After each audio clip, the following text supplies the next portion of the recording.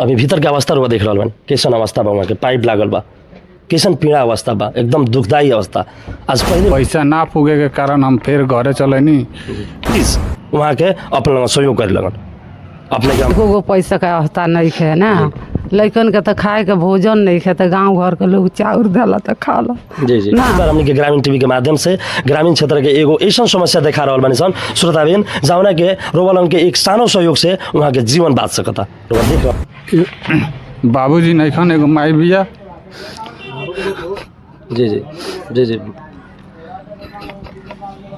श्रोताबीन जितना भी देख रहा बानी देश विदेश में बैठल जितना भी श्रोताबीन देख रहा बानी हमरो वाला से दोनों हाथ जोड़ के हार्दिक अनुरोध करे के चाहेम कि वहाँ के आज अपने के सानो सहयोग से जीवन बाँच सकता। सो प्लीज फटी काट के निकल बाटे जी। जानी अब फेफड़ा का ऑपरेशन करी, जी जी एगो फेफड़ा उनकर खत्म बाटे उहे काट के निकाल दी, जी जी आ एगो फेफड़ा से नॉर्मल जी हन भारी जी जी भावुक मत होगी। अध्यक्ष बने अभी सखो प्रसन्न गाँव पालिका के जसवंत यादव जी, वहाँ से हम ग्रामीण टीवी के माध्यम से विशेष अनुरोध के अपील करे के चाहता नहीं और इसे पैसा के आवश्यकता ना भइला के कारण हमके चल आइल बन सन घर है। जी जी केहू सहारा नहीं के भैंस वैस पोस के रखले रहनी है तो उहे पोसा उसाम तो उहे पैसा 2.5 लाख लगा देनी और पौनाई उनाई के दिलक। जी जी रेशम जी अपने डल्ले बानी जी जी वहाँ से 100 200 500 के डल्ले बाटे एक के 28-29 हज़ार रुपया मिलल बाटे। एक तरह कमाते खाते हमारी जिंदगी बीत गई, अभी तक कुछ भी ना कर पैनी। जी जी से बहुत ही नेता लोग लड़ल बा और आपन कार्यकर्ता लोग के विशेष कार्यक्रम में लोग खर्च बर्च कर रहल बा, पेट्रोल दारू मांस एबरा छीटा छीट लागल बा। पर यह क्षेत्र के एगो बासी बानी, यह क्षेत्र के पार्षद सखुआ परसौनी गाँव पालिका पचगाँव बाजार के बसिंदा बानी अफरोज देवान, जहाँ के अवस्था खाए के अवस्था एबरा नहीं है। घर में अपने के जौन अभी घर बाटे ये अलानी जगह में बा जी अलानी जगह में बाटे। सखुआ परसौनी गाँव पालिका अध्यक्ष जी से 2 नंबर वाड़ा के वाड़ाध्यक्ष जी से अपने के वाड़ा कार्यालय के बगल में ही एक पीड़ा अवस्था में यहाँ के जीवन बीत रहा बा। विशेष ग्रामीण टीवी के माध्यम से हम विशेष ध्यान आकर्षण करावे चाहेम कि वहाँ के सहयोग के अपील कैले बानी, वहाँ के सहयोग करी लगन, वहाँ के अपने के साथ एगो और माई बिया। अभी तक अपने के ई उपचार के क्रम में कितना पैसा लागल बा? लगभग 28-30 हज़ार रुपया अभी तक सहयोग मिलल बा उपचार के विषय में। खाए में तो होता बा गांव घर के चाउर उर अलुआ लिया के देवेला सन ना सन वहाँ के भावुक भी हो गई नहीं। 2000 पीछे देख रहा बनी जौन घर के अवस्था भी एलानी जगह में बा, सखुआ परसौनी 2 पचगाँवा बाजार के ही अवस्था बाटे। अरविंद नमस्कार, स्वागत बा ग्रामीण टीम में। प्रस्तुता हम विनोद यादव। फरक विषय में बातचीत करनी सन। आज एगो बहुत ही दुखद खबर लेके आ गई बनी हमने।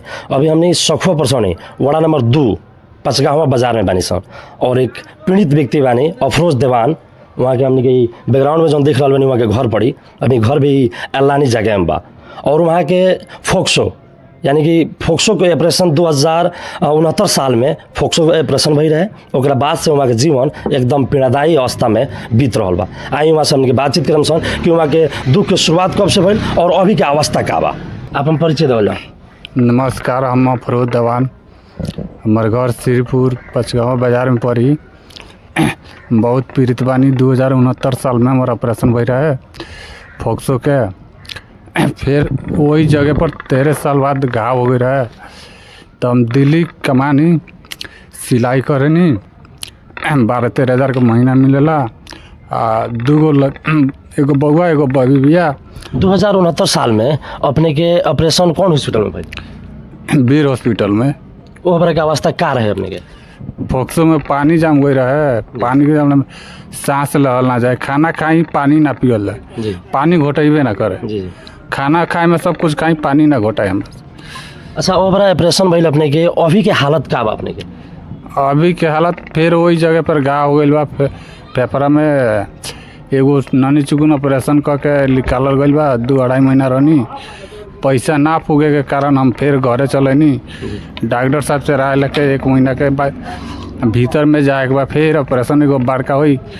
अगर फोक्सो को अगर फूले तो ठीक बना तो फिर काट के एगो निकाले के पड़ी।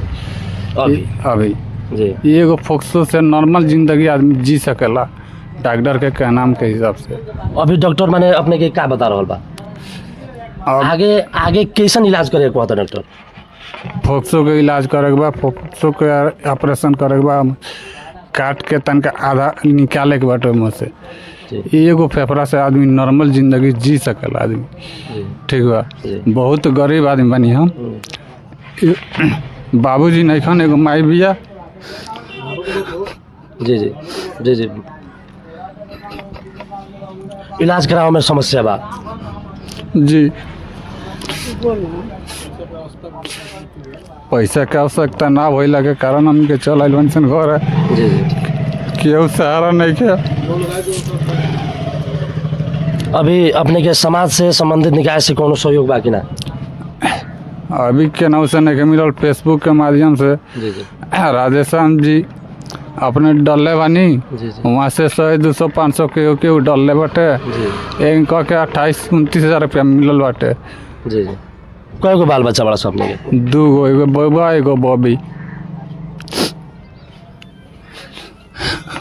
जी जी भावुक मत होगी। साल से जो ऑपरेशन भइल अपने के, ओकरा बाद से जिंदगी कैसे चल रहा बा अपने के? एक तरह कमाते खाते हमारी जिंदगी बीत गई, अभी तक कुछ भी ना कर पानी। जी जी अब 12,000 के महीना में 2 गो लड़का के भी पढ़ावे के बा, अपन खाओ के बाटे। जी जी जी अपने के जौन अभी घर बाटे ये अलानी जगह में बा। जी अलानी जगह में बाटे। अगर अपने के दर्शक लोग सहयोग करे के चाहता, का कहे के चाहे दर्शक लोग से? दर्शक लोग से कहे के चाहता नहीं जे भाई हम बहुत गरीब बानी, हमरा के सहयोग करे लगन, जे हमार बाल बच्चा भी पढ़ ले हो, कुछ शिक्षित बन जाओ। अभी छोट छोट लड़का बड़सन, ठीक बा, हमरो जिंदगी भी कर जाओ। एगो हमार माई बिया।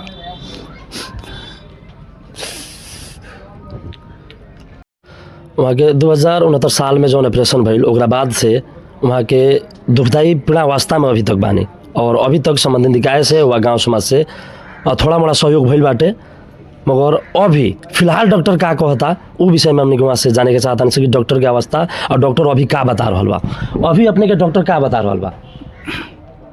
डॉक्टर कहले बानी ऑपरेशन करे के पड़ी, एगो बड़का कौन हॉस्पिटल में अभी चेक करावता नहीं हुआ? वीर हॉस्पिटल में, वीर हॉस्पिटल में। काठमांडू। जी जी तो का कहता डॉक्टर? वीर हॉस्पिटल में ऑपरेशन करे के पड़ी। जी अभी हमार शरीर भी पातर बे, कमजोर भी बानी। जी आदमी कोमा में भी जा सकला, कोमा में गइला के गारंटी ना रहत। डॉक्टर का बतैलक अपने के? ठीक बा, ऑपरेशन करे के पड़ी, फोक्सो के एगो काट के अच्छा, निकाल। ऑपरेशन के बाद बाँचे के प्रयास का बतैलक डॉक्टर? आदमी नॉर्मल जिंदगी बाँच सकेला। ऑपरेशन में अगर कोमा में ना जाए तो आदमी नॉर्मल जिंदगी बाँच सकेला। जी जी आ कोमा में गइला के बाद कोनो गारंटी ना रहा, 1 महीना लग जाए, 2 महीना लग जाए, 6 महीना भी लग सकेला। अच्छा, अभी तक अपने के ई उपचार के क्रम में कितना पैसा लागल बा लगभग? 2.5 लाख रुपया लागल बा, जबकि 77,000 रुपया बाकी वजन डॉक्टर के लगा के आयल बानी। जहाँ से दवाई लिया होता नहीं, 77,000 रुपया बाकी बा। अभी 77,000 रुपया बाकी बा अपने के? वहाँ के रोज 3 दिन 4 दिन पर फोन करेनी, हम कहले रहनी 15 दिन में हम व्यवस्था करके भेज दे, जी जी हमरा से ना होके पाए। अच्छा, अभी डॉक्टर कितना लागत में अपने के उपचार हो जाए कह के डॉक्टर बतैले बा? कहनी मोटा मोटी 2-2.5 लाख रुपया लाग जाई। जी उतना 2 लाख रुपया तक व्यवस्था करके हम 50,000 रुपया अपने के 75,000 रुपया दवाई में लगी। जी जी हाँ, हमने के श्रोताबिंद अपने देख रहा बानी कितना पीड़ादायी अवस्था बा, और अभी वहाँ के डॉक्टर के हिसाब से लगभग 2.5-3 लाख रुपया लागत में वहाँ के उपचार हो जाए कह के डॉक्टर बतैले बा। कैसन पीड़ादायी अवस्था बा वहाँ के? 2069 साल से वहाँ पीड़ा में जी रहा बानी। सखुआ परसौनी 2 पचगावा बाजार में वहाँ के घर पड़ता, और घर भी एलानी जगह में बा। वहाँ के 2 गो बच्चा बा, एगो बेटा एगो बेटी। वो घर के अवस्था वहाँ के माई भी बानी, वहाँ के परिवार भी बानी। एलानी जगह में रहते हुए वहाँ के अभी तक अपन उपचार व्यक्तिगत रूप में और कुछ सहयोग से करावत आइल बानी।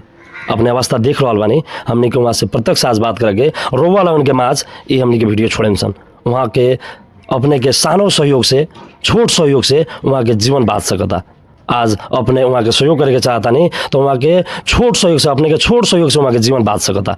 हमने के वहाँ के स्कैनर वहाँ के बैंकिंग विषय के हमने के स्कैनर भी राखें सन और वह सहयोग करे के चाहता नहीं तो वहाँ के वो स्कैनर में सहयोग करें डायरेक्ट वो सहयोग वहाँ के हाथ में जाए वहाँ के स्कैनर में जाए वहाँ के हमने के माई से भी बात करें सन थोड़ा सा हनुमान जी के माई बानी वहाँ के जौन वीडियो में वह देख रहा बानी बहुत ही प्रेरणादायी अवस्था में वहाँ लोग जीवन चल रहा बा हमने के बहुत नज़दीक से देख ले बानी सन और रोवा लोग के भी देखाएम सन आई वहाँ के माई से हमने के जाने के चाहेम सन कि अभी तक की अवस्था का बा अभी तक की अवस्था का बा रोवा के बेटा के देखी ना कि एको गो पैसा का अवस्था नहीं है ना लइकन के तो खाए के भोजन नहीं है तो गांव घर के लोग चाउर डाला तो खा लो जी जी ना जी जी अब लइका के तरह करी हम मनी दवाई कराई जी, तब जी। वो हम बेटा मनी सास कैले बा ना जी जी और वो लगन के बोलौले बाकी इस तरह कह के गाँव नगर के लोगों को जी, कहता कि वह काम कर लगा गाँव नगर ये 150 दी तो उससे थोड़े होई जी ना जी होई। जी ना हुई वही सोच पोस के रखले रहनी है तो वह पोसाऊ उसाऊ तो वह पैसा 2.5 लाख लगा देनी और पौनाई उनाई के दिलक जी जी जी तब हरदम मांगम तो केहू दी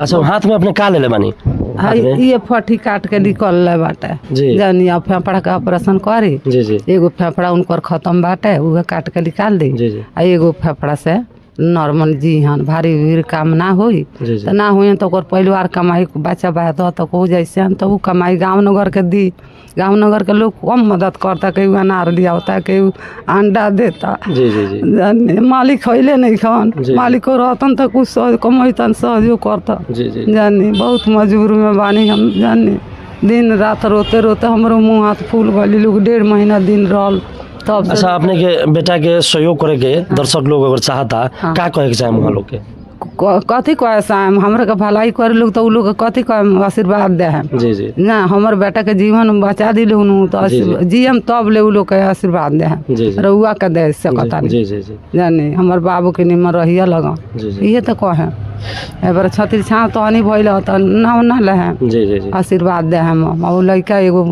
भइल बा बहुत मेहनत ही कैले बा जी जी ओकर गुण भुलाई ना भुलाई अच्छा अभी घर के अवस्था का बा खाए में रहे में अवस्था का बा अभी अब खाए में तो होता बा गाँव घर के चाउर उर अलुआ लिया के देवेला सन जी, ना जी। तो उहे बनावेला लइका फइका खाला 2 बेटी एगो बेटा बा एगो बेटी बा जी जी जानी अब कमाए वाला तो ई है तो कमात रहलन ठुठुर मुठुर तो खात रहलक आदमी ना कौन तो बरियार ना रहलन के हर कुदार चलाई जी जी ना वो जाइए CITI करियन तो वो भेजियन तो किन खट के काम से जानी सारा हमर गाँव नगर जानता हमर समस्या जानी कि हम ठीक बा। कौना समस्या में बानी से जेकर अवस्था ए बेरा बहुत ही नाजुक अवस्था बा अफरोज देवान वहाँ से बातचीत करनी है सन वहाँ के भावुक भी हो गई नहीं है 2069 साल से वहाँ के फोक्सो के ऑपरेशन के बाद से वहाँ के जीवन एकदम पीड़ादायी अवस्था में बीत रहा बा वहाँ के हमने के पूरा पीड़ा देखनी है सबने के वहाँ के अभी तक लागत लगभग 2-2.5 लाख रुपया लाग गई बा अभी तक कुछ स्थानीय लोग के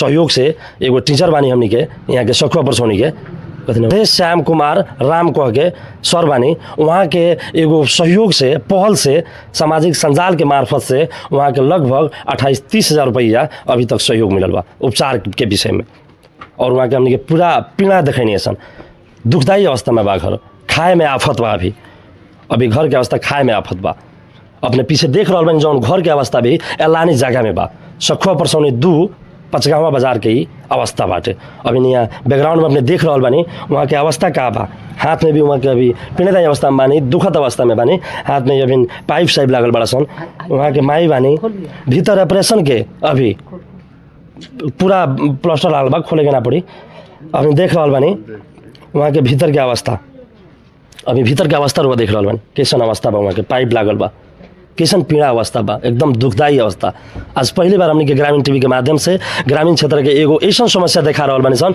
श्रोताबेन जौना के रोवलन के एक सानो सहयोग से वहाँ के जीवन बाँच सकता रोवा देख रहा बानी वीडियो मार्फत वहाँ के अपने के एगो सानो सहयोग से वहाँ के जीवन बाँच सकता अभी फिलहाल इस क्षेत्र में संसदीय चुनाव हो रहा बा नेपाल में और इस क्षेत्र से बहुत ही नेता लोग लड़ल बा और आपन कार्यकर्ता लोग के विशेष कार्यक्रम में लोग खर्च बर्च कर रहा बा पेट्रोल दारू मांस एबरा छीटा छीट लागल बा पर यह क्षेत्र के एगो बासी बानी यह क्षेत्र के पार्षद सखुआ परसौनी गाउँपालिका पचगावा बाजार के बसिंदा बानी अफरोज देवान जहाँ के अवस्था खाए के अवस्था एबरा नहीं है घर में एक बेरा के चाउर नहीं है कैसे बीत रहा बा जीवन हमने के प्रत्यक्ष अपने के देखा रहा बानी सन हम विशेष आग्रह करे के चाहें इस क्षेत्र के नेता लोग से सखुआ परसौनी गाँव पालिका अध्यक्ष जी से, 2 नंबर वाड़ा के वाड़ा अध्यक्ष जी से, अपने के वाड़ा कार्यालय के बगल में ही एक पीड़ा अवस्था में यहाँ के जीवन बीत रहा बा। अपने यहाँ पर ध्यान आकर्षण करी। हम विशेष ग्रामीण टीवी के माध्यम से हम विशेष ध्यान आकर्षण करावे चाहें कि वहाँ के सहयोग के अपील कैले बानी, वहाँ के सहयोग करी लगन। वहाँ के अपने के सानो सहयोग से जीवन बाँच सकता। लाखों करोड़ों को बजट चल रहा बा अभी गाँपा में, वाड़ा में, मगर एगो गाउँपालिका के बसिंदा जरा खाए के अप्ठ्यारो बा, वहाँ पर हम आग्रह करे के चाहें। गाउँपालिका अध्यक्ष बानी अभी सखुआ परसौनी गाउँपालिका के जसवंत यादव जी, वहाँ से हम ग्रामीण टीवी के माध्यम से विशेष अनुरोध के अपील करे के चाहता नहीं। और इस क्षेत्र के नेता लोग से जौन अभी घरदैलो कार्यक्रम तीव्र अवस्था में चल रहा बा, सो प्लीज़ हम अनुरोध करे के चाहें कि वहाँ के भी पीड़ा देख के आज वहाँ के भी सहयोग करें। इस क्षेत्र के गाँपा के एगो पीड़ा अवस्था में वहाँ के जीवन चल रहा बा, वहाँ के भी सहयोग करें। हम ग्रामीण टीवी के माध्यम से जितना भी श्रोताबिन, प्रिय श्रोताबिन जितना भी देख रहा बानी, देश विदेश में बैठल जितना भी श्रोताबिन देख रहा बानी, हमरो वाला से दोनों हाथ जोड़ के हार्दिक अनुरोध करे के चाहें कि वहाँ के आज अपने के सानो सहयोग से जीवन बाँच सकता। सो प्लीज़ वहाँ के अपने सहयोग करे लगन। अपने के हम पूरा प्रत्यक्ष देखे नहीं है वहाँ के अवस्था, वहाँ के कितना भावुक भई नहीं है अपन जीवन के लेके, अपने के सानो सहयोग आज वहाँ लोग के जीवन बचाई। हम इतने अनुरोध करते हुए देश विदेश में रहल संपूर्ण साथी भाई लोग और इस क्षेत्र के नेता लोग, गाउँपालिका अध्यक्ष जी, वड़ा अध्यक्ष जी, वहाँ सब लोग से हम अनुरोध कर रहा बानी कि वहाँ के सहयोग करें। अपन लोग के सहयोग से आज एगो जीवन बाँच जाए, ये अनुरोध करते हुए हम विदा लेम। विनोद यादव, धन्यवाद।